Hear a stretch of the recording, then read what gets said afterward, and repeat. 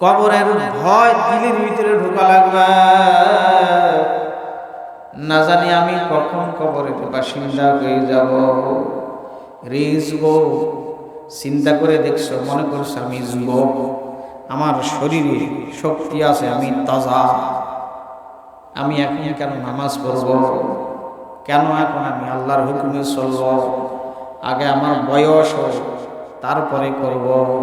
যুবক রে,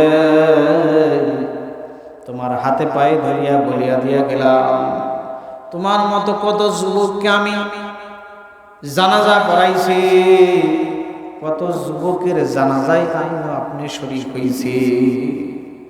আমি যখন রাজশাহীতে ছিলাম, ইউনিভার্সিটিতে পড়ার পাশাপাশি একটা মসজিদে ইমামতি করতাম।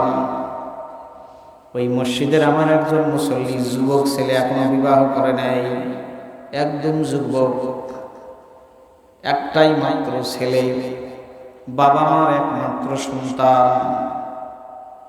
আল্লাহর বান্দা মোটর সাইকেল অ্যাক্সিডেন্টে দুনিয়া থেকে বিদায় হয়ে গেল। ওই আল্লাহর বান্দার লাশটা আমি ধোয়াইছি, আমি জানাজার নামাজ পড়াইছি। জানাজার নামাজের পরে ওই যুবকের আব্বা আমাকে জড়াইয়া ধরে কান্দে, ডাক দিয়ে বলে, হুজুর, আমার মাওলাই যদি আমার ছেলের পরিবর্তে আমাকে নিয়ে যাইত, ওইটাই মনে হয় ভালো হইত।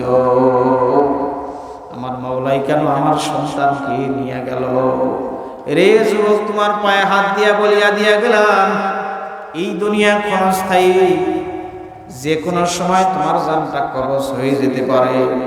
যুবক রে, সাবধান হও, আল্লাহর হুকুম মানো, আল্লাহ রসুলের তরিকা অনুযায়ী চলো।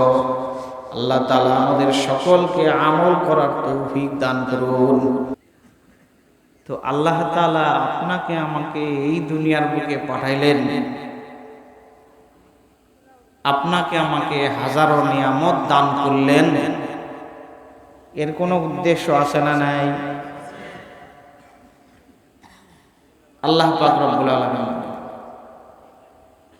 আফাহাসিবতুম আন্নামা খালাকনাকুম আবাসান ওয়া আন্নাকুম ইলাইনা লা তুরজাউন। আল্লাহ পাক রব্বুল আলামিন বলেন, দুনিয়ার মানুষ শুনে রাখো, আমি আল্লাহ তাআলা এমনি এমনি খামাখা কারণ ছাড়া তোমাদের বানাই নাই। আর মনে রাখিও, আমি আল্লাহ তাআলার কাছে আবার তোমাদের ফিরে আসা লাগবে। দুনিয়ার জমিনে যাওয়ার পরে ধরাকে সরাগার মনে করে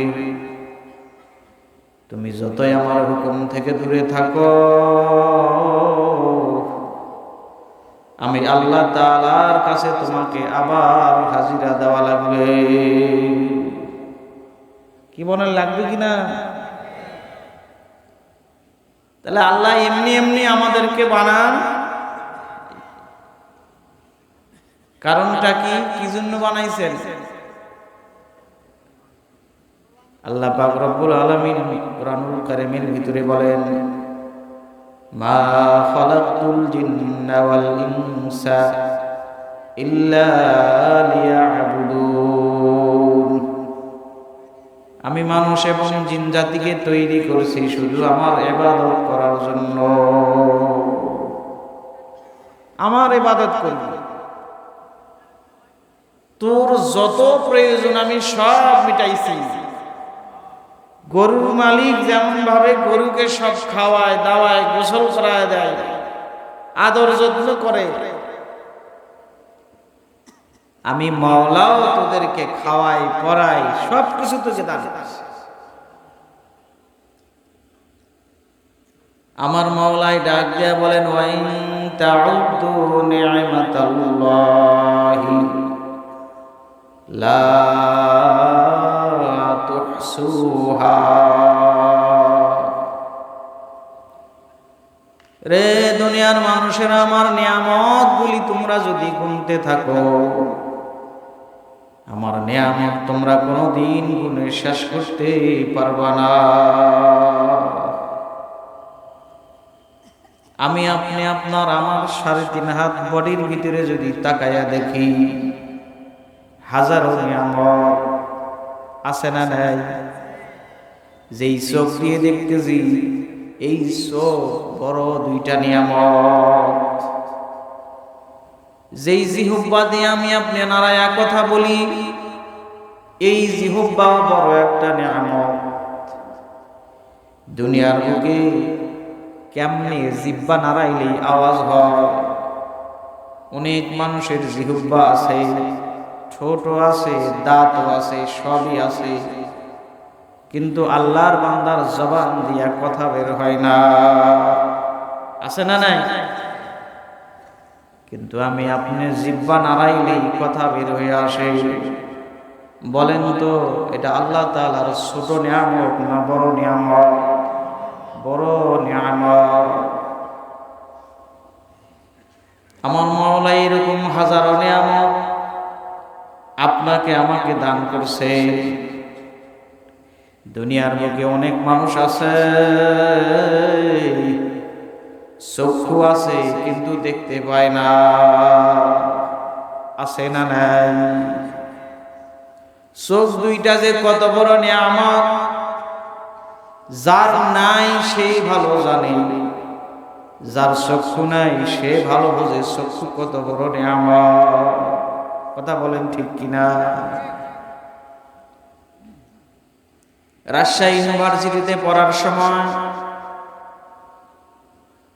আমাদের এক সিনিয়র ভাই আমাদের আগে ইউনিভার্সিটি থেকে পড়াশোনা শেষ করে বের হয়ে গেল। ভালো চাকরি হলো রাজশাহী সুগার মিলে, বড় চাকরি, বেতন অনেক বেশি। আল্লাহর বান্দা সুখে শান্তিতে বসবাস করে। হঠাৎ করে একদিন সকালবেলা ঘুম থেকে উঠে দেখে তার ভালো চক্ষু, এই চক্ষু দিয়ে আর কিছুই দেখতে পায় না। আল্লাহর বান্দা অস্থির হয়ে গেল, কেন আমি চোখ দিয়ে দেখি না? আমার কি সমস্যা? রাজশাহীতে ভালো ডাক্তারের শরণাপন্ন হলো, চিকিৎসা করে কোনো লাভ হলো না। রাজশাহী থেকে ঢাকায় চলে গেল, ঢাকায় চিকিৎসা করলো, সেখানেও কাজ হলো না। ঢাকার ডাক্তার তাকে পরামর্শ দিল, লন্ডনের অমুক জায়গায় একটা ভালো চক্ষু হাসপাতাল আছে, আপনি সেখানে গেলে আপনার এই রোগের চিকিৎসা হইতে পারে।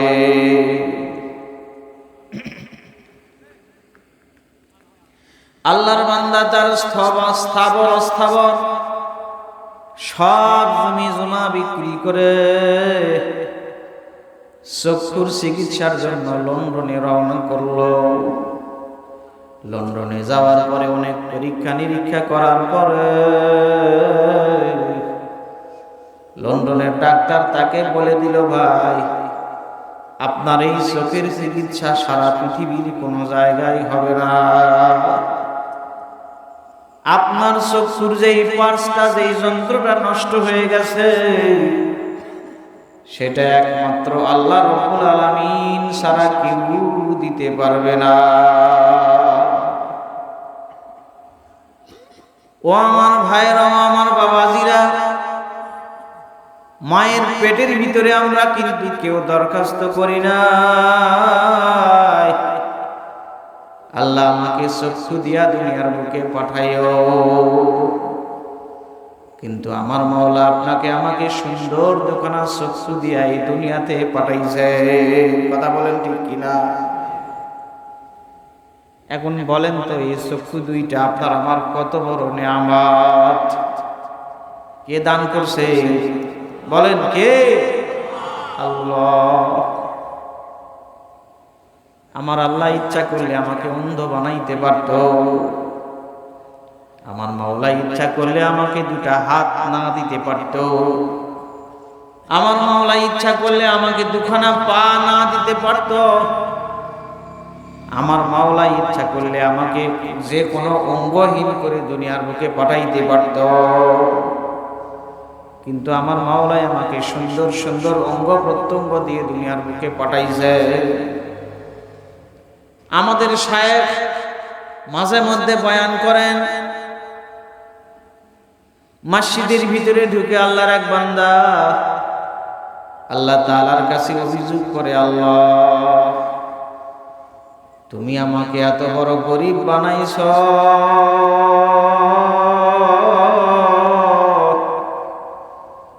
আল্লাহ একজোড়া স্যান্ডেল কেনার মতো ক্ষমতাও তুমি আমাকে দান করো নাই।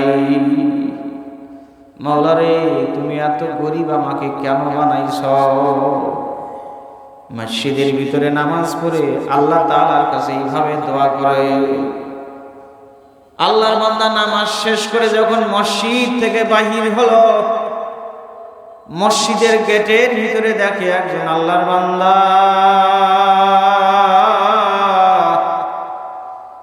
ভাঙ্গা একটা থালা নিয়ে মাওলার কাছে চায়।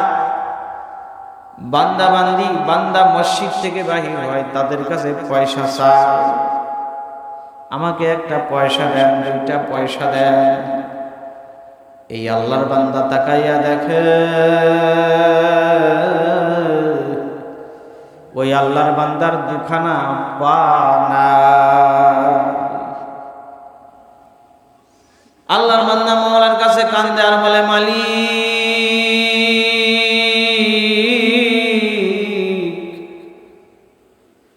আমার জুতা স্যান্ডেলের দরকার নাই, তুমি যে আমার তোমার এই বান্দাকে দুখানা পাই দান করো নাই, তুমি তো আমাকে দুখানা সুন্দর পা দান করছ। মালিক রে, আমি কত বড় নাফরমান, তোমার শুকরিয়া আমি আদায় করতে পারলাম না। আমার বাজারের আমার ভাইরা চিন্তা করে দেখি, আমার মাওলাই কিন্তু আপনাকে আমাকে এই নিয়ামত দান করছে। আমার মাওলাই আপনাকে আমাকে দুনিয়ার বুকে বাঁচার জন্য কত দামি একটা নিয়ামত অক্সিজেন দান করছে। কি বলেন, দান করে নাই? অক্সিজেন বোঝেন তো? এই যে আপনার নিঃশ্বাস যে আমরা টানতেছি, আমি আপনি এখনো টানতেছি। আপনার আমার সামনে যে কারেন্টের বাতি জ্বলে, এই কারেন্টের বাতি জ্বলার কারণে প্রতি মাসে আপনাকে আমাকে বিল দিতে হয় কি হয় না? কি বলেন, হয় কি হয় না? আজ থেকে 30 বছর আগে যখন এই এলাকায় কারেন্ট ছিল না, তখন কিন্তু কারেন্টের অভাবে মানুষ মারা যায় নাই। কি ভাই, মারা গেছে? কারেন্ট যখন ছিল না, কারেন্টের অভাবে কি মানুষ মারা গেছে? মারা যায়। আজ থেকে কিয়ামত পর্যন্ত যদি এই পৃথিবীতে কারেন্ট না থাকে, কারেন্টের অভাবে কিন্তু মানুষ মারা যাবে না। কারেন্টের বিভিন্ন বিষয়ে অভ্যস্ত হয়ে পড়ছে, এই জন্য কষ্ট হইতে পারে, কিন্তু মানুষ মারা যাবে না। কথা বলেন ঠিক কিনা? যেই কারেন্ট না হলেও মানুষ বাঁচতে পারে, যেই কারেন্ট না থাকলে মানুষ মারা যায় না, সেই কারেন্টের বিল প্রতি মাসে যদি পরিশোধ করা লাগে, যেই অক্সিজেনের না থাকলে 5টা মিনিট না থাকলে দুনিয়ার কেউ বাঁচবে না। আমার কথা বুঝেন তো? অক্সিজেন না থাকলে মানুষ বাঁচবে? যেই অক্সিজেন না থাকলে মানুষ বাঁচবে না। আমার কথা বুঝে থাকলে বলেন তো, এই অক্সিজেনের দাম বেশি না এই কারেন্টের দাম বেশি? সবাই বুঝছে? অথচ এই কারেন্টের বিল প্রতি মাসে পরিশোধ করা লাগে, প্রতি মাসেই কারেন্টের বিল দেওয়া লাগে। 3 মাস কারেন্টের বিল না দিলে কিন্তু কারেন্ট বাড়িতে আর থাকবে না। তো অক্সিজেনের বিল কারেন্টের বিলের চাইতে বেশি হওয়াটাই স্বাভাবিক।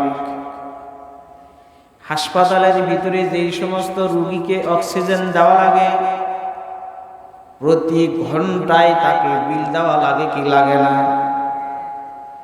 ঘন্টা যদি কম করে হলেও 100 টাকা হয়, 24 ঘন্টায় অক্সিজেনের বিল হয় 2400 টাকা। কি বলেন, হয় কি হয় না? একদিনে অক্সিজেনের বিল যদি হয় 2400 টাকা, আমি আপনি সারা দিন, সারা বছর, সারা মাস যে অক্সিজেন ব্যবহার করি, এই অক্সিজেনের বিল কত হইতে পারে? হিসাব করছেন কোন সময়? কি প্রতি মাসে দিনে যদি 2400 হয়, মাসে কত হবে? কি বলেন, 60,000? তার চেয়েও বেশি। বলেন তো, প্রতি মাসে যদি 60-70,000 টাকা অক্সিজেনের বিল হয়, আমরা কে কে পারবো অক্সিজেনের বিল দিতে? আমার মাওলাই সহজ করে দিছে। ওয়াইন তাউদ্দু নি'মাতাল্লাহি লা তুহসুহা। বান্দারে, আমার নিয়ামত গুনি তোমরা শেষ করতে পারবা না। অক্সিজেনের দামটা বুঝতে পারছেন তো? আমার মাওলায় সহজ করে দিচ্ছে। আচ্ছা ধরেন তো, যদি ব্যবস্থাটা এইরকম হতো যে অক্সিজেন দেওয়া হবে কিন্তু সিলিন্ডারে ভর্তি করে। আমার কথা কি আপনারা শুনতেছেন? কি ভাই, সবাই শুনতেছেন? আমার সঙ্গে একটু কথা বলে। সিলিন্ডার বোঝেন তো, গ্যাসের সিলিন্ডার দেখছেন না? সিলিন্ডারে ভর্তি করে গ্যাস বাজার থেকে এনে রান্না করা হয়। এরকম সিলিন্ডারে ভর্তি করে যদি অক্সিজেন নিতে হতো, সুবিধা মনে হয় ভালোই হতো। জি, আপনার আমার পিঠে সবসময় একটা করে অক্সিজেনের সিলিন্ডার থাকতো, ভালো হইতো না? আমি এখানে কথা বলতে আসছি, আমার পিঠে একটা, আপনারা শুনতে আসছেন, সবার পিঠে একটা করে অক্সিজেনের সিলিন্ডার। মাঠে কাজ করতে গেছেন, অক্সিজেনের সিলিন্ডারটা পিঠে। বাজারে বাজার করতে গেছেন, অক্সিজেনের সিলিন্ডারটা পিঠে। কি ভাই, রান্না করতে করতে অনেক সময় গ্যাস শেষ হয়ে যায় না? রান্না অর্ধেক হয়েছে, এই সময় গ্যাস শেষ হয়েছে, এরকম ঘটনা ঘটনা। আপনি ধরেন এই সাতুনতলা বাজারে গ্যাসের লাইন, আপনার গ্যাস সিলিন্ডার আছে, কিন্তু আপনি এখান থেকে নিয়ে 1 কিলোমিটার দূরে মাঠে কাজ করতেছেন, আপনার পিঠে অক্সিজেনের সিলিন্ডার। কাজ করতে করতে হঠাৎ অক্সিজেনের সিলিন্ডার শেষ হয়ে গেছে। 1 কিলোমিটার দূর থেকে সাতিনতলা বাজারে আসতে আসতে, কি বলেন, আপনি কি থাকবেন? আল্লাহর নিয়ামতকে বুঝতে পারছেন তো? চিনতে পারছেন? আল্লাহ কত দামি নিয়ামত, যেটা না থাকলে পৃথিবীর কেউ বাঁচতে পারে না। যেই সমস্ত পৃথিবীর মরলেরা সারা দুনিয়ার মুসলমানদেরকে নির্যাতন করতেছে, সারা দুনিয়াতে খবরদারি করতেছে, তারা আল্লাহ তাআলার এই অক্সিজেন ব্যবহার করে না। 5টা মিনিটের জন্য যদি আমার মাওলা এই অক্সিজেন বন্ধ করে দেয়, থাকবে দুনিয়ার এই পাওয়ার? কি বলেন, থাকবে? আমার আল্লাহ আরো দয়া দেখেন, যদি এইরকম হতো যে যত অক্সিজেন আল্লাহ তাআলা বান্দাকে দিছে, মালিকানা বানায় দিছে, মালিক, বান্দাই অক্সিজেনের মালিক। বানায় দিছে, যাকে খুশি তাকে দিবে, যাকে খুশি তাকে দিবে না।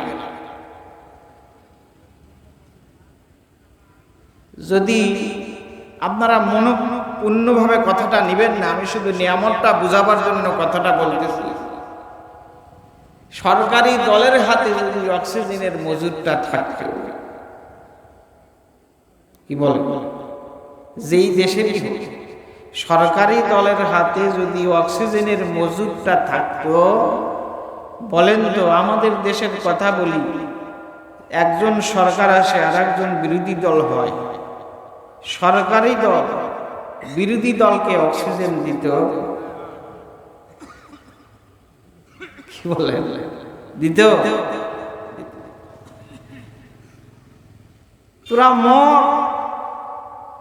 তোরা মরলেই তো আমার রাস্তা ক্লিয়ার, কথা বলেন ঠিক কিনা? কিন্তু আমার মাওলা, দয়ার মাওলা, আমার মাওলা জানে দুনিয়ার মানুষ চিটার বাটপার হবে, এরা আমার বান্দাদেরকে অক্সিজেন দিবে না। এই জন্য আমার মাওলাই সহজ করে দিল, বান্দার নাক দিয়ে শুধু টানবি আর অক্সিজেন পেয়ে যাবি।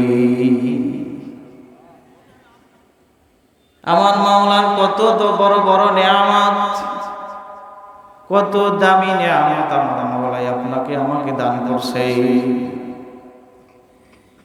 আমার মাওলাই শুধু চাই, বান্দারে আমার নিয়ামত খাবি, আমার নিয়ামত ব্যবহার করবি। আর যখন মুয়াজ্জিন আযান দিবে,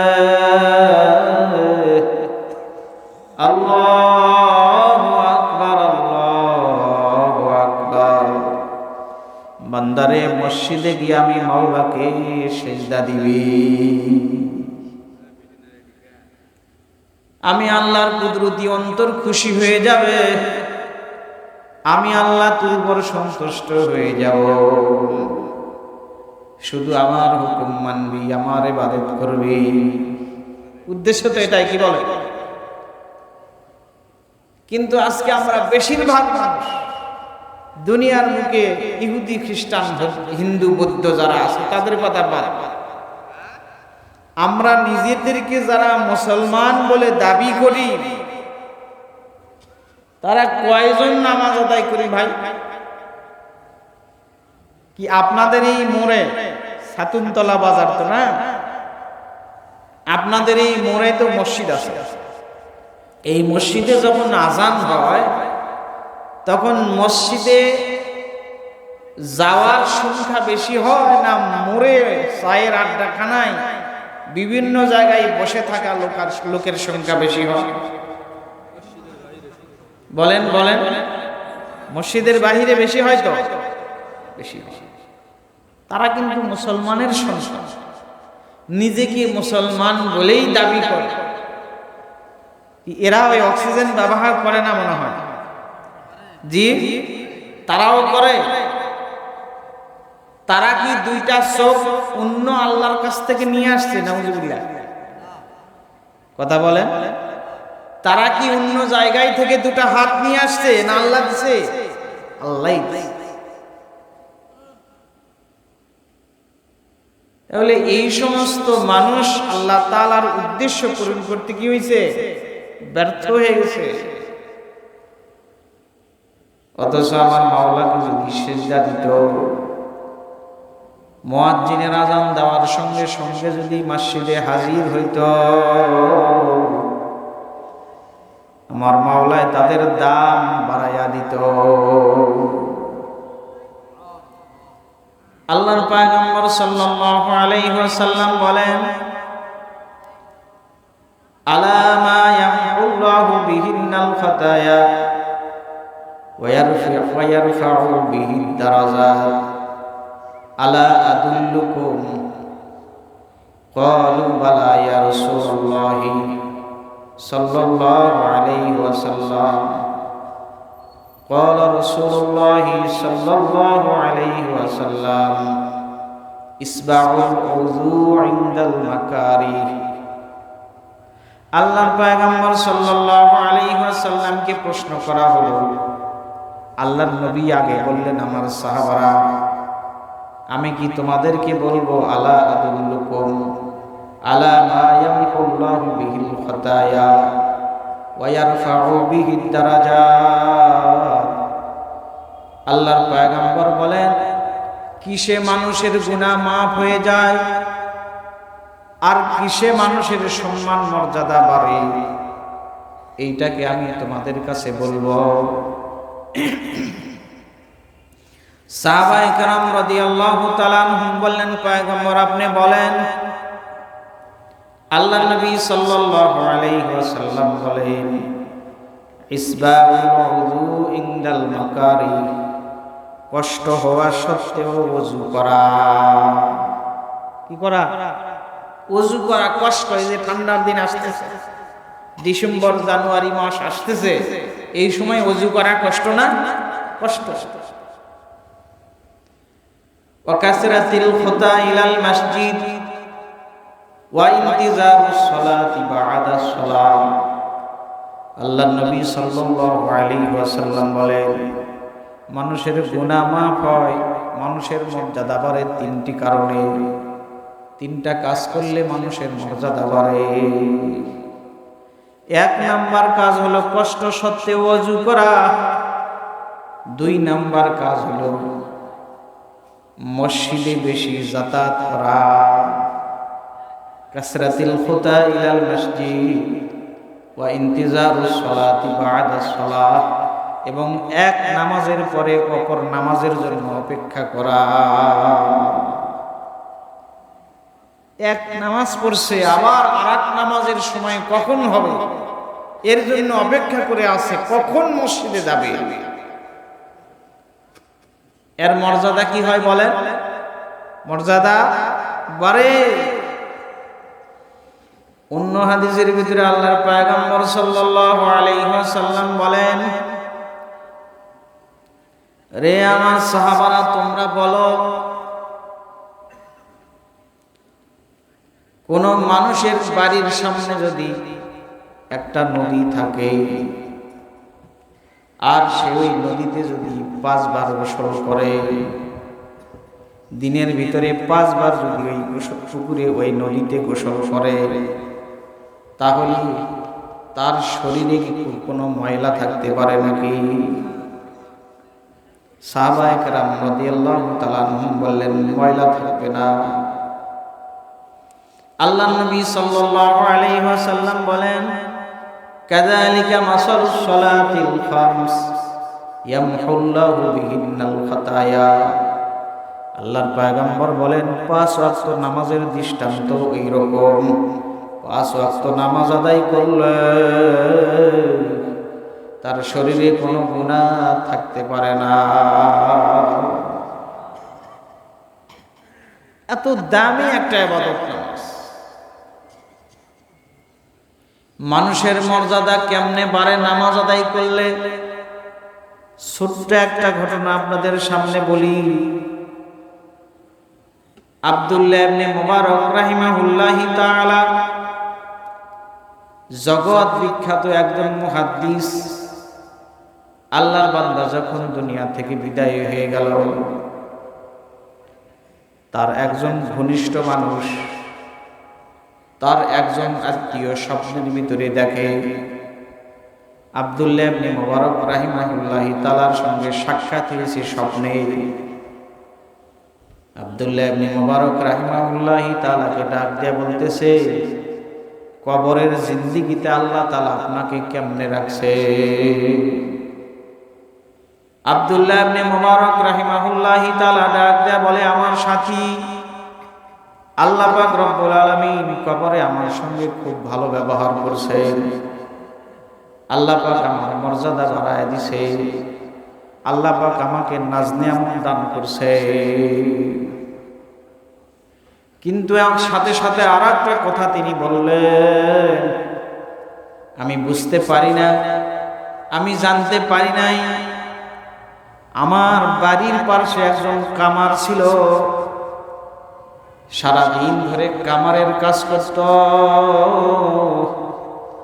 সেই লোকটাকে আল্লাহ তাআলা বড় সম্মানিত করছে। ওই লোকটা সকালবেলা ঘুম থেকে উঠে কামারের বাড়ির দিকে রওনা করছে। কামারের বাড়িতে গিয়া দেখে সত্যি কামার দুনিয়া থেকে বিদায় হয়ে গেছে। কামারের স্ত্রীকে ডাক দেয়া বলে, ও কামারের স্ত্রী, আমি স্বপ্নের ভিতরে এইরকম দেখছি। কামারের স্ত্রীরে বলো,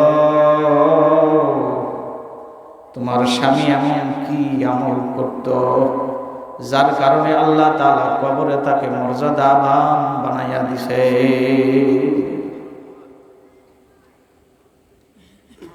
কামারের স্ত্রী ডাক দিয়া বলে, ভাই, আমি এমন কোন আমল আমার স্বামীর দেখি নাই যার কারণে আল্লাহ তাকে এত মর্যাদাবান বানাইতে পারে।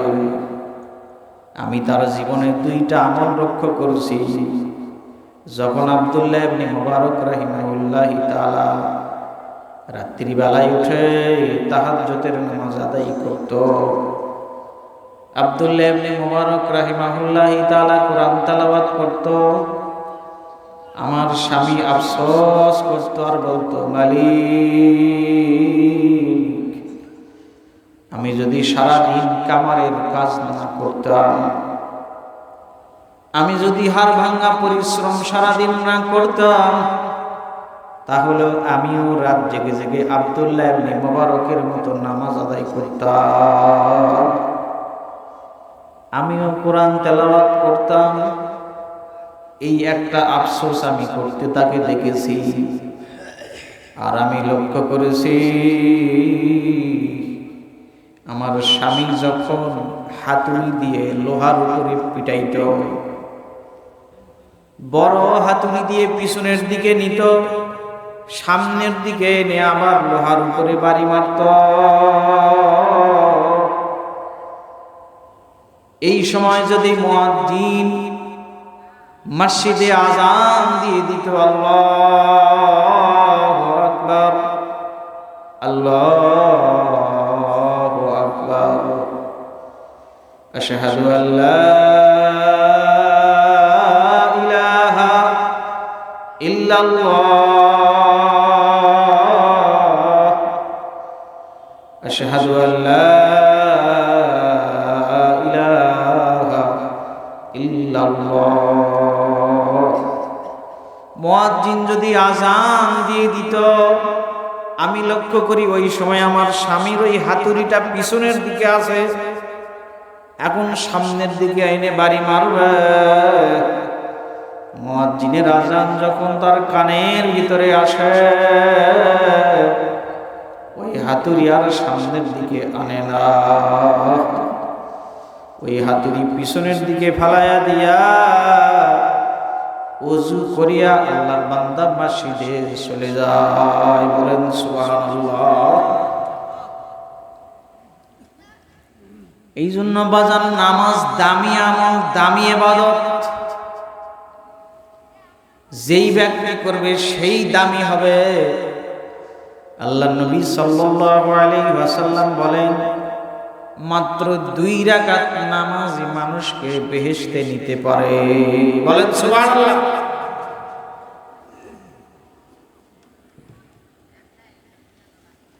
দুই রাকাত নামাজ, কয় রাকাত বলে? মাত্র 2 রাকাত নামাজ। আল্লাহর নবী সাল্লাল্লাহু আলাইহি ওয়াসাল্লাম বলেন, মা মিন মুসলিমিন ইয়াতাওয়াদ্দা فأحسن وضوءه ثم يقوم فيصلي ركعتين مقبلا عليهما بقلبه ووجهه إلا وجبت له الجنة। বলেন সুবহানাল্লাহ। আল্লাহর নবী সাল্লাল্লাহু আলাইহি ওয়াসাল্লাম বলেন, কোন মুসলমান যদি ওযু করে, তার ওযুকে যদি পূর্ণতা দান করে, সুন্দর করিয়া ওযু করে, মাত্র 2 রাকাত নামাজ যদি এইভাবে আদায় করে, মুকবিলান আলাইহিমা বিকলবিহি ওয়া ওয়াজহিহি ইল্লা ওয়াজাবাত লাহুল জান্নাহ। নামাজ পড়ার সময় তার চেহারাটাও আল্লাহ তাআলার দিকে রাখবে, তার মনটাও আল্লাহর দিকে রাখবে। বুঝছেন আমার কথা? চেহারা কোন দিক? আল্লাহ তাআলার দিক। মনটা কোন দিকে? বাজারে। মনটা মাঠে। মনটা বিভিন্ন জায়গায়। থাকে কি থাকে না? কি বলেন থাকে?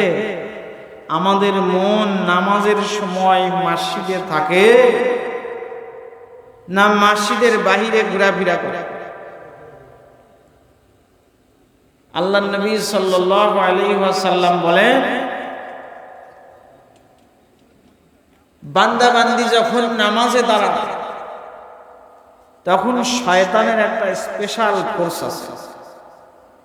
তাদের অন্য সময় ডিউটি নাই, শুধু নামাজের সময় ডিউটি। কোন সময়? আমার কথা বুঝেন তো? নামাজের সময় ডিউটি। যেই মুসল্লি আল্লাহু আকবার বলে নিয়ত বাঁধবে, তোদের ডিউটিও শুরু। শয়তানের ডিউটি শুরু। কি ডিউটি? আল্লাহর নবী বলেন, উজকুর কাজা, উজকুর কাজা, এইটা স্মরণ করো, ওইটা স্মরণ করো। শয়তানই ধোঁকা দেয়।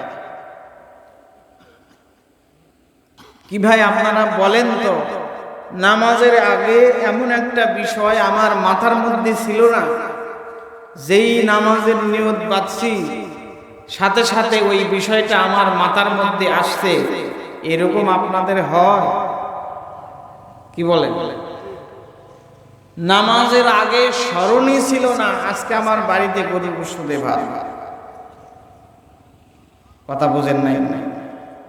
যেই নিয়ত বাঁধছি আল্লাহু আকবার, শয়তান মনে করে দিচ্ছে আজকে কিন্তু গরুর গোশত দিয়ে ভাত। কি বলেন? নামাজের আগে আমার স্মরণই ছিল না নামাজ পড়ে আমাকে বাজারে যেতে হবে, এটা এটা এটা এটা বাজার করতে হবে। যেই নামাজের নিয়ত বাঁধছি স্মরণ আসছে। এরকম হয়? হয় স্বাভাবিক। তার কারণ শয়তান তো আপনার আমার পিছনে লেগে আছে। এই জন্য আল্লাহর পয়গম্বর সাল্লাল্লাহু আলাইহি ওয়াসাল্লাম বললেন, মুকবিলান আলাইহিমা বিকলবিহি ওয়া ওয়াজহিহি ইল্লা ওয়াজাবাত লাহুল জান্নাহ। যেই ব্যক্তি তার চেহারা এবং তার মনকে আল্লাহ তাআলার দিকে রাখতে পারবে, 2 রাকাত নামাজই তার জন্য জান্নাত ওয়াজিব করে দিবে।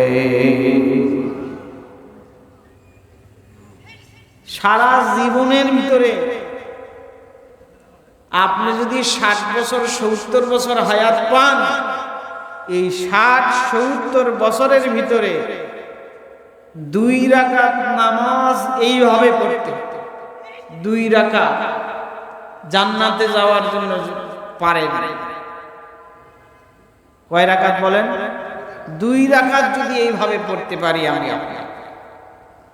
যে আল্লাহু আকবার বলে তাকবীরা তাহরিমা বাঁধবো, সালাম ফিরানো পর্যন্ত আমার মন একটা মুহূর্তের জন্য কোনো দিকে যাবে না।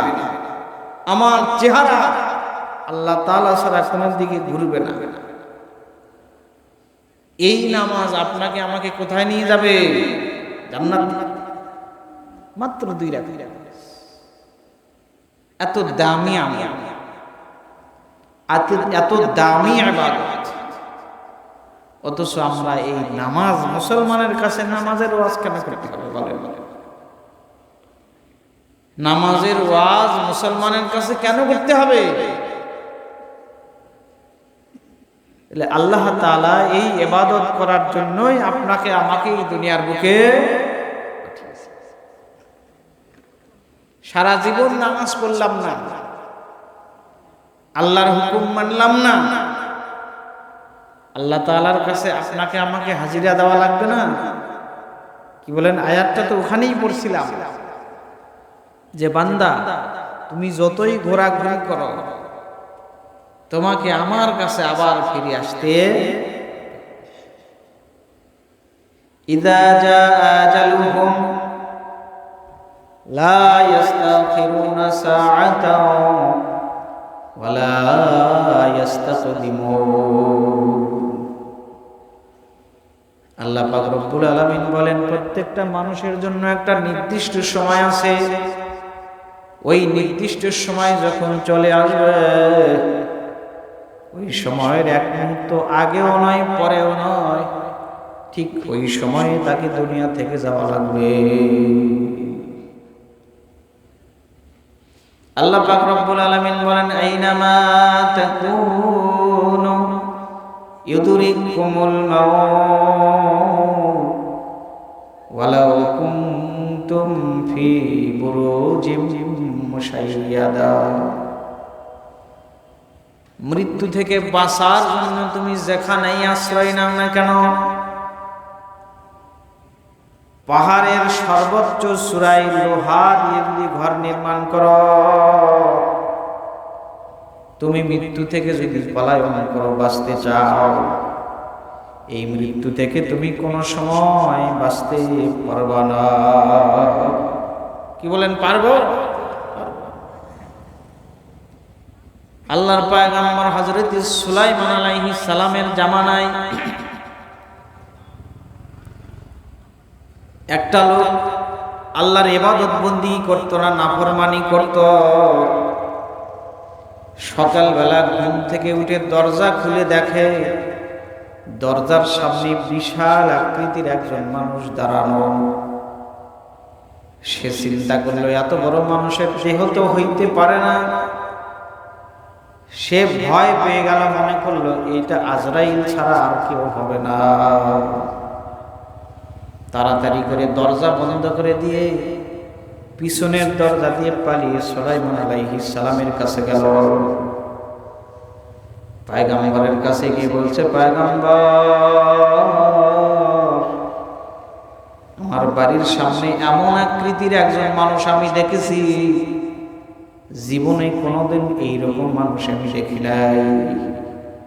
পয়গম্বর, আমার ভয় হয়, ইনি মানুষ নয়, ইনি মনে হয় আজরাইল আলাইহিস সালাম। আমাকে আজরাইল থেকে আপনি বাঁচান, পৃথিবীর এমন দূরে আমাকে পৌঁছায়া দেন। বাতাস তো আপনার কথা শুনে, জিনেরা আপনার কথা শুনে, এমন দূরে আমাকে পৌঁছায়া দেন যেই জায়গায় আজরাইল বুঝতে পারবে না। আপনারা বলেন তো, পৃথিবীতে এমন কোন জায়গা আছে নাকি? পৃথিবীর চাইতে আজরাইল আলাইহিস সালাম বড়। এই পৃথিবী আজরাইল আলাইহিস সালামের কাছে একটা থালার মতো। একটা থালার ভিতরে আমরা খাবার খাই, থালার ভিতরে ভাত থাকে, ডাল থাকে, মাছ থাকে, গোশত থাকে, ডিম থাকে। বলেন তো, এই থালা থেকে খেতে কি আমাদের কোনো অসুবিধা হয় নাকি? কোনো অসুবিধা হয় না। আজরাইল আলাইহিস সালামের কাছে পৃথিবীটা একটা থালার মতো। আল্লাহ তাআলা তাদেরকে বড় করে বানাইছে। ইসরাফিল আলাইহিস সালাম যেই সিংহায় ফুঁক দিবেন, এই সিংহার ভিতরে 11টা ছিদ্র আছে। এই 11 ছিদ্রর এক একটা ছিদ্র এত বড়, একটা ছিদ্র দিয়ে এই পৃথিবী যাবে আসবে, ছিদ্রের গায়ের সঙ্গে পৃথিবীর গা লাগবে না। কত বড় করে আল্লাহ বানাইছে। আল্লাহ তাআলা এই বড় ফেরেশতাদেরকে বড় করে বানাইছেন। আজরাইল আলাইহিস সালাম এই পৃথিবীর চাইতে বড়। এই জন্য পৃথিবীর যে কোনো প্রান্তে যে কোনো সময় মানুষের জান কবজ হয়, সময়ের ব্যবধান কিন্তু হয় না। আল্লাহ পাক যেই সময় নির্ধারণ করে রাখছেন, ওই সময়ে কিন্তু মানুষের জানটা কবজ হয়। আজরাইল আলাইহিস সালামের যদি যাওয়া লাগতো, আপনারা বলেন তো, একই সময়ে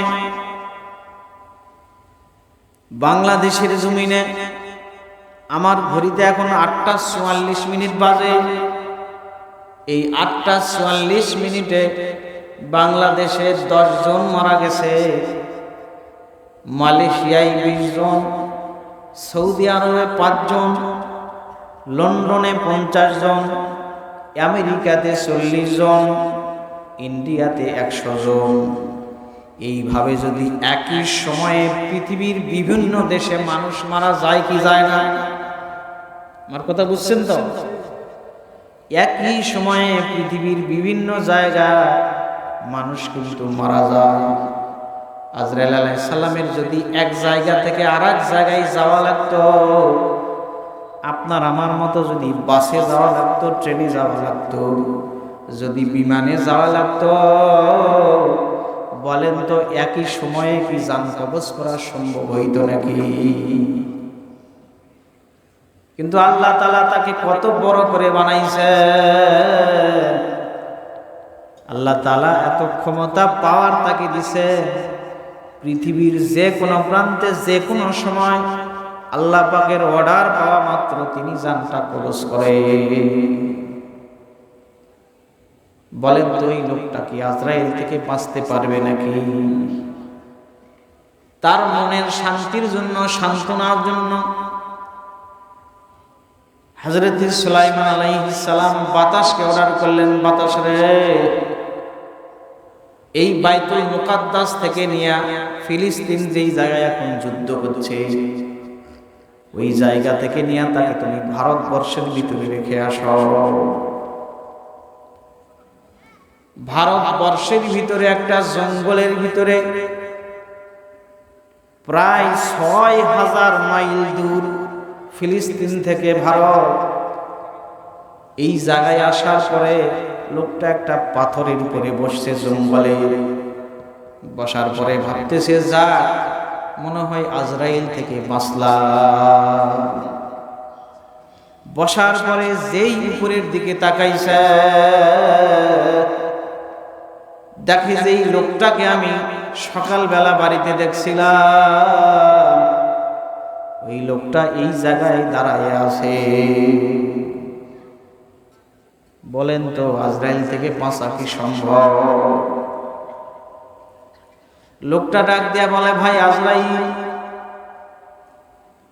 তোমার কবল থেকে বাঁচার জন্য কত দূরে আমি আসছি। এই জঙ্গলের ভিতরে যদি তুমি আমার জানটা কবজ করো, তাহলে কে আমার দাফন কাফনের ব্যবস্থা করবে?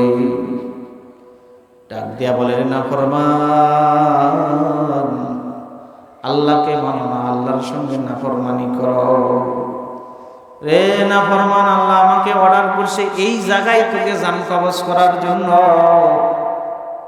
আমি তো পেরেশান ছিলাম, কেমনে তোর জানটা এই জায়গায় কবজ করব? তুই তো আল্লাহর পয়গম্বরের কাছে এই কথা বলে এখানে আসলি, আমার জন্য জান কবজ করা সহজ হয়ে গেল। আমার বাজানেরা, আমার ভাইরা, এইভাবে করে আমি আপনিও কিন্তু একদিন এই দুনিয়া থেকে চলে যাব। এই দুনিয়ায় কিন্তু আপনাকে আমাকে কাউকে থাকতে দেওয়া হবে না। হবে কি বলেন? এই দুনিয়ার ক্ষণস্থায়ী জিন্দেগি, আজকে আছি কালকে নাই, আজকেই সুস্থ আছি কালকেই অসুস্থ, আজকেই দুনিয়ার বাসিন্দা, আগামীকালে আমি কবরের বাসিন্দা হইতে পারি। কথা বলেন ঠিক কিনা? এই দুনিয়া ছেড়ে যাওয়াই লাগবে, যাওয়াই লাগবে, যাওয়াই লাগবে। আমি চাইলেও যাওয়া লাগবে, না চাইলেও যাওয়া লাগবে। কখন যাব এটা আপনার আমার জানা নাই, এটা আমার মাওলা ছাড়া কেউ জানে না।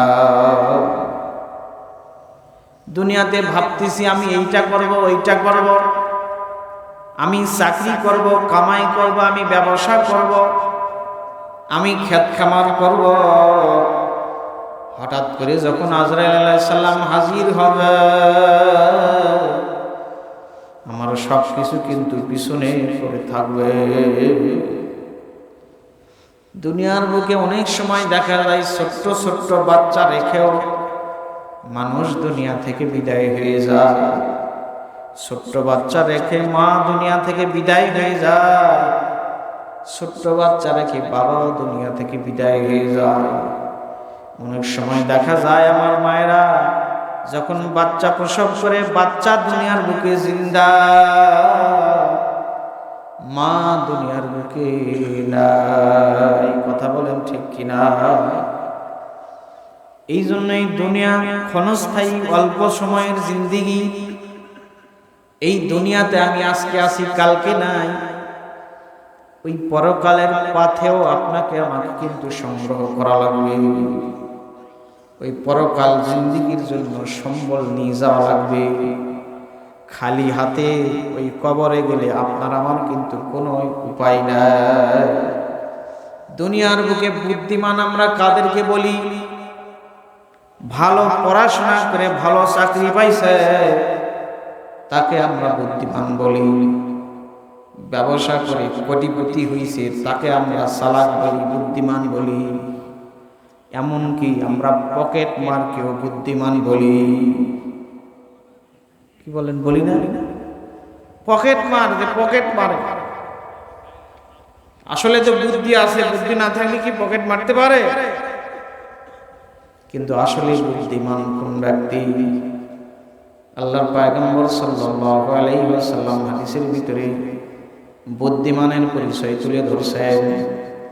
সেই হাদিসখানে আপনাদের সামনে তেলাওয়াত করছিলাম। আন ইবনে উমর রাদিয়াল্লাহু তাআলা আনহুমা قال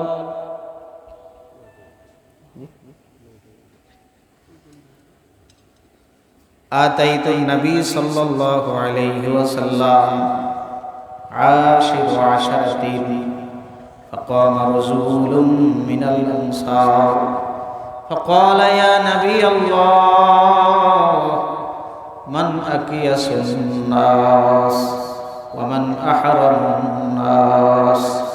قال صلى الله عليه وسلم أكثرهم ذكرا للموت وأكثرهم استعدادا للموت أولئك الأكياس ذهبوا بشرف الدنيا وكرمة الآخرة أو كما قال النبي صلى الله عليه وسلم। হযরত ইবনে ওমর রাদিয়াল্লাহু তাআলা আনহু বলেন, আমি আল্লাহর নবী সাল্লাল্লাহু আলাইহি ওয়াসাল্লামের দরবারে উপস্থিত 10 জনের মতো সাহাবী আল্লাহর পয়গম্বর সাল্লাল্লাহু আলাইহি ওয়াসাল্লামের সামনে বসে আছে। হঠাৎ করে একজন আনসার সাহাবী দাঁড়ালো। فقام رجل من الأنصار فقال يا نبي الله صلى الله عليه وسلم। আনসার সাহাবী দাঁড়িয়ে বলছে, পয়গম্বর আপনি বলেন, মান আকিয়াসুন নাস ওয়া মান আহরামুন নাস। ও পয়গম্বর আপনি বলেন মানুষের মধ্যে বুদ্ধিমান কোন ব্যক্তি? ওয়া মান আহরামুন নাস, আর মানুষের মধ্যে অধিক পরহেজগার কোন ব্যক্তি? সবচাইতে বুদ্ধিমান কে আর সবচাইতে পরহেজগার কে? আল্লাহর নবী সাল্লাল্লাহু আলাইহি ওয়াসাল্লাম জানায়া দিলেন, যেই সমস্ত মানুষেরা আকসিরুহুম যিকরাল লিল মাউত, যেই সমস্ত মানুষগুলি মৌতের কথা বেশি বেশি চিন্তা করে। বলেন সুবহানাল্লাহ। মৌতের কথা যারা বেশি বেশি চিন্তা করে, ওয়া আকসিরুহুম ইস্তি'দাদাল লিল মাউত, আর মৌতের পরের জিন্দেগির জন্য পুঁজি সংগ্রহ করে। উলাইকাল আকিয়াস, ওই সমস্ত মানুষগুলি হলো বুদ্ধিমান। বলেন সুবহানাল্লাহ। যাহাবু বিশারফিদ দুনিয়া ওয়া কারামাতিল আখিরা, ওই সমস্ত মানুষগুলি দুনিয়াতেও প্রসিদ্ধ সম্মানিত, পরকালেও তারা সম্মানিত। আমরা তো সবাই বুদ্ধিমান হতে চাই, কি বলেন? মানুষ আমাদেরকে বোকা বলুক, কে কে চান বলেন তো? মানুষ আমাকে বলুক আমি বোকা, কেউ কি চান? মানুষ আমাকে বুদ্ধিমান বলুক, এইটাই তো চাই, কি বলে? তাহলে বুদ্ধিমান কেমনে হওয়া যাবে? মৌতের কথা বেশি বেশি চিন্তা করা লাগবে। আল্লাহর নবী সাল্লাল্লাহু আলাইহি ওয়াসাল্লাম হাদিসের ভিতরে বলেন, যেই ব্যক্তি মৌতের চিন্তা প্রতিদিন কমপক্ষে 20 বার করতে পারবে, ওই ব্যক্তি শাহাদাতের মৃত্যু লাভ করবে। বলেন সুবহানাল্লাহ। মৌতের চিন্তা দিল থেকে, দিল দিল। আল্লাহর এক বান্দা পীরের মুরিদ হইছে, বাদশা মানুষ। এখন পীরে বলছে প্রতিদিন তুমি 100 বার মৌতের জিকির করবা, স্মরণ করবা। মুরিদ এসে তাসবিহ হাতে নিয়ে প্রতিদিন 100 বার করে জিকির করে, মৌত মৌত মৌত মৌত মৌত। কিসের জিকির করে? মৌত। কিছুদিন পরে গিয়ে বলে, হুজুর আমার তো কোনো পরিবর্তন হয় না, আমি শুধু মৌত মৌত করে জিকির করি প্রতিদিন 100 বার, কিন্তু আমার কোনো পরিবর্তন হয় না। এবার বলছে, পীর সাহেব বলছে, তোমার রাজদরবারে গিয়ে এর সমাধান দিয়ে আসো। রাজদরবারে আসছে, রাজদরবারে দেখে রাজা সিংহাসনে বসা।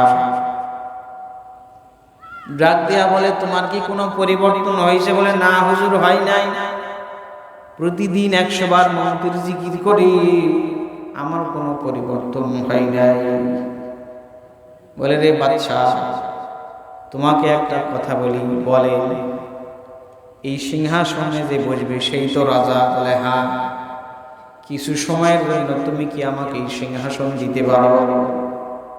বলে, হ্যাঁ হুজুর, আপনি পীর সাহেব মানুষ, আপনার তো ক্ষমতার লোভ নাই, আপনি বসতে পারেন। সিংহাসনে বসার পরে এবার বলতেছে, জাল্লাদ কোথায়? জাল্লাদকে আনো। জাল্লাদ হাজির হইছে। ডাক দেয়া বলে, জাল্লাদ, এই বাদশার গর্দান এখনই তুমি ফেলাইয়া দাও। এই ফরমান যখনই শুনছে, বাদশা অজ্ঞান হয়ে জমিনের উপরে পড়ে গেছে। বলেন তো, মৌতের স্মরণ হইছে? বা তার কারণ বাদশা তো জানে ওই চেয়ারের পাওয়ার কেমন। ওই চেয়ারে বসে যে যা বলে সেইটাই কিন্তু কার্যকর হয়। এখনই মনে হয় আমি দুনিয়া থেকে বিদায় হয়ে যাব। এই চিন্তায় বাদশা একদম অজ্ঞান হয়ে জমিনের উপরে পড়ছে।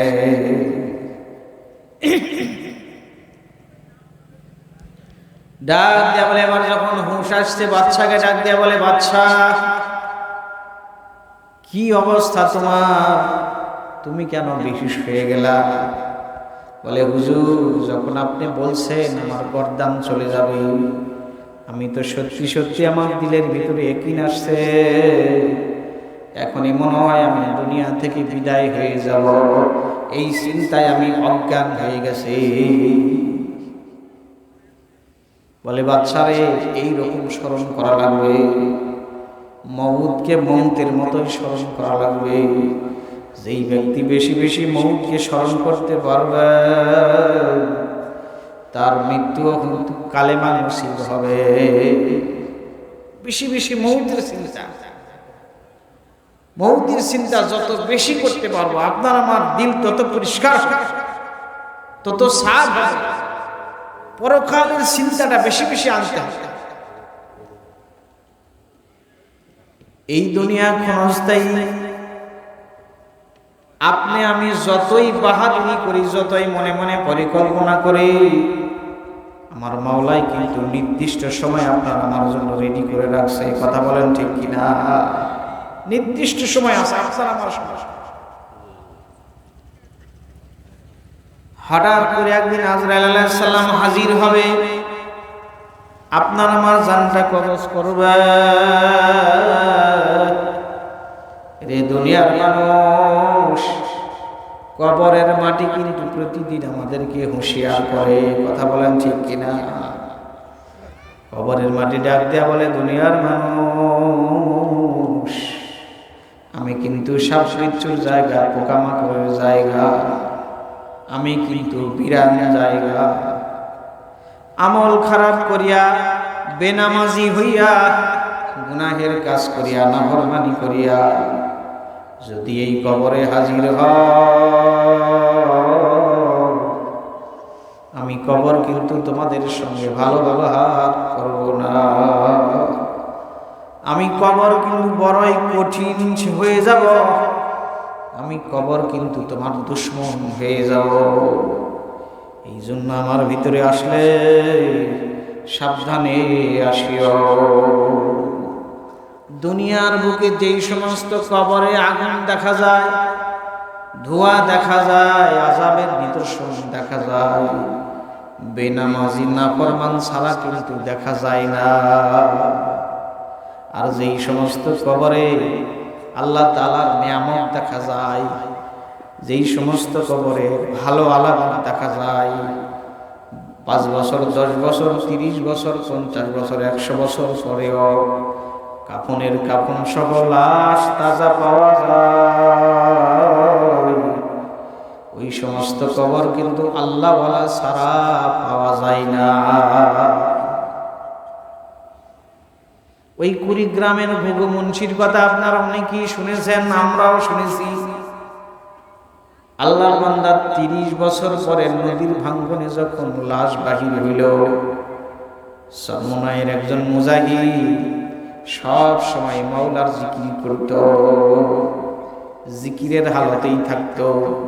এই জন্য মানুষ তাকে ভোগ মুন্সি বলে ডাকত। কাফন দাফনের 30 বছর পরে যখন নদীর ভাঙ্গনে তার লাশ বাহির হল, তার লাশ দেখা গেল কাফনের কাফন সহ একদম তাজা। দাড়িতে মেহেন্দি ব্যবহার করত, মেহেন্দির রং একটুও নষ্ট হয় না, মনে হয় জানি কেবলই দোকান থেকে মেহেন্দি করে আসছে। আবার দ্বিতীয়বার তার লাশ যখন আবার নদীর ভাঙ্গনে বাহির হলো, কয়েক বছর পরে দ্বিতীয়বার লাশ যখন বাহির হলো, আবারও দেখা গেল কাফনের কাফন সহ লাশ তাজা। আল্লাহওয়ালা ছাড়া পাওয়া যায় না। আর যেই সমস্ত মানুষের কবরে আগুন দেখা যায়, ধোঁয়া দেখা যায়, কবরের আযাব দেখা যায়, ওই সমস্ত কবরে নাফরমান, বদমাইশ, বেনামাজি ছাড়া দেখা যায় না। কথা বলেন ঠিক কিনা? এই জন্য আমার বাজানেন, আমার ভাইরা, ওই কবরের চিন্তা বেশি বেশি করা লাগবে। মনে করা লাগবে আজকের রাত্রি মনে হয় আমার জিন্দেগির শেষ রাত্রি, মনে হয় কালকে সকালবেলা আমার লাশ বাড়ি থেকে বাহির হবে। আমরা যারা এখানে কথা বলতেছি, শুনতেছি, না জানি কার কাফনের কাপড়টা বাজারে তৈরি হয়ে গেছে, কার কবরের বাঁশটা জানি বাঁশের থেকে পুরো হয়ে গেছে, কার জন্য জানি আতর সুরমা সাবান দোকানে তৈরি হয়ে গেছে। কখন না জানি আজরাইল আলাইহিস সালাম আপনাকে আমাকে থাবা মারবে, আল্লাহ পাকের হুকুম কখন না জানি হবে, আমি আপনি কবরের বাসিন্দা হব। একটু চিন্তা করে দেখেন তো, কালকেই যদি আমি কবরের বাসিন্দা হই, আমার কবরে কি অবস্থা হবে?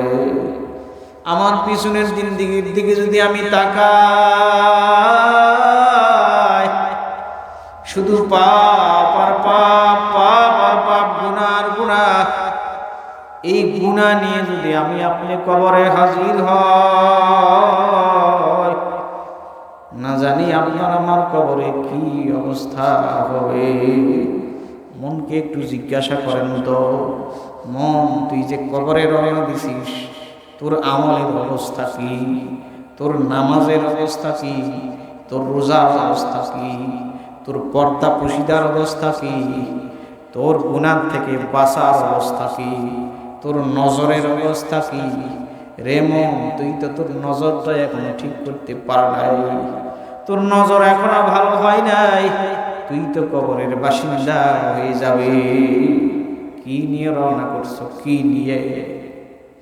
আমার মাওলাই যদি জিজ্ঞাসা করে, তোর যে হায়াত তোকে আমি দিছিলাম, এত লম্বা সারা হায়াত, এই হায়াতের মধ্যে আমার জন্য তুই কি আনছস? কিছুই তো নাই। আল্লাহ তাআলাকে দেওয়ার মতো আপনার আমার হাতে কিছু আছে নাকি? বলেন, আছে? নাই, শূন্য, কিছুই নাই। যেই আমল করেছি আল্লাহ কবুল করছে কিনা কে জানে। আমার মাওলাই যদি কবরে বলে, বান্দারে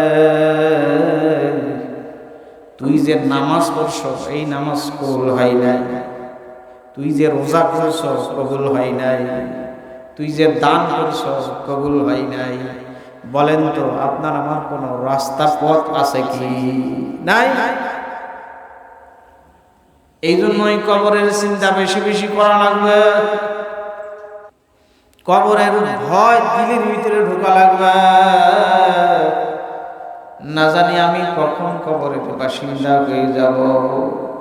রে যুবক, চিন্তা করে দেখছো, মনে করছো আমি যুবক, আমার শরীরে শক্তি আছে, আমি তাজা, আমি এখন কেন নামাজ পড়ব?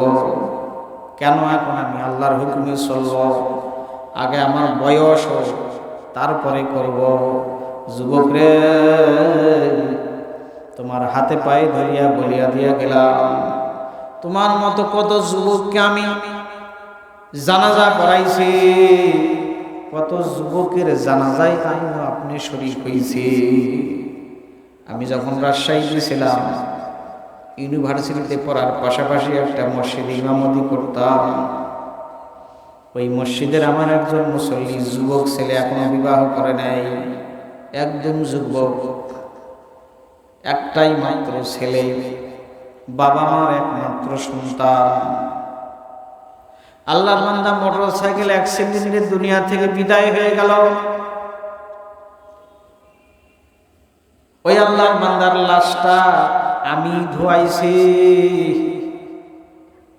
আমি জানাজার নামাজ পড়াইছি। জানাজার নামাজের পরে ওই যুবকের আব্বা আমাকে জড়ায় ধরে কান্দে, ডাক দিয়ে বলে, হুজুর, আমার মাওলাই যদি আমার ছেলের পরিবর্তে আমাকে নিয়ে যাইত, ওইটাই মনে হয় ভালো হইত। আমার মাওলাই কেন আমার সন্তানকে নিয়ে গেল? রে যুবক, তোমার পায়ে হাত দিয়া বলিয়া দিয়া গেলাম, এই দুনিয়া ক্ষণস্থায়ী, যে কোনো সময় তোমার জানটা কবজ হয়ে যেতে পারে। যুবক রে, সাবধান হও, আল্লাহর হুকুম মানো, আল্লাহ রসুলের তরিকা অনুযায়ী চলো। আল্লাহ তাআলা আমাদের সকলকে আমল করার তৌফিক দান করুন। ওয়াখির দাওয়ানা আলহামদুলিল্লাহি রাব্বিল আলামিন। প্রধান মেহমান চলে আসবেন, উনি এখন বয়ান করবেন ইনশাআল্লাহ।